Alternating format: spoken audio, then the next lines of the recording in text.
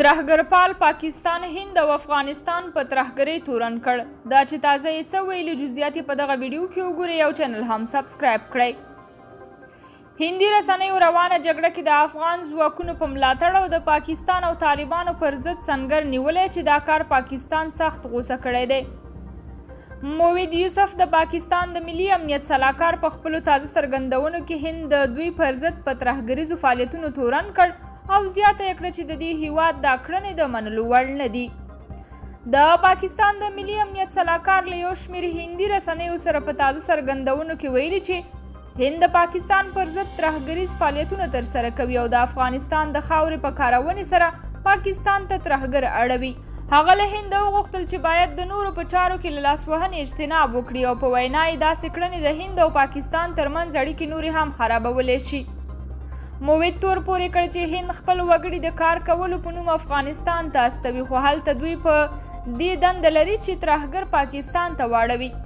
که څه هم د ملي امنیت سلاکار د خپلو ادعاو په هکله کوم ثبوت وړاندې نه کړ، خو زیاته یې کړه چې د هند دا کار اسلام آباد ته د منلو وړ نه دی.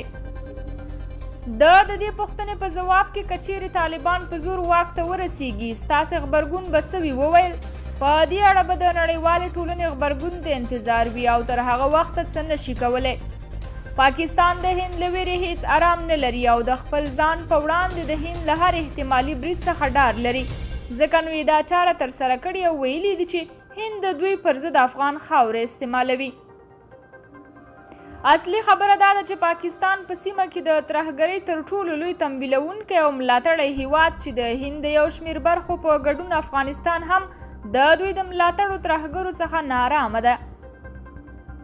پاکستان په خپل روسي دریځ کې د افغانستان د ملي امنیت سلاکار او د ولسمشر لومړي مرستیال امرالله صالح د هند د استخباراتي ادارې یاره نږدې ملګري او خپل دښمن بللی او له همدې امله یو شمېر سیاسیونو د محب لیدنه چې د پخواني لومړي وزیر نواز شریف سره یې کړې ورخطا کړي دي. قدرمنو کتونکو د یادې موضوع په اړه خپل نظریات را سره په کمنټونو کې شریک کړئ او د نورو ویډیوګانو لپاره مینه یوټیوب چینل هم سبسکرایب کړئ.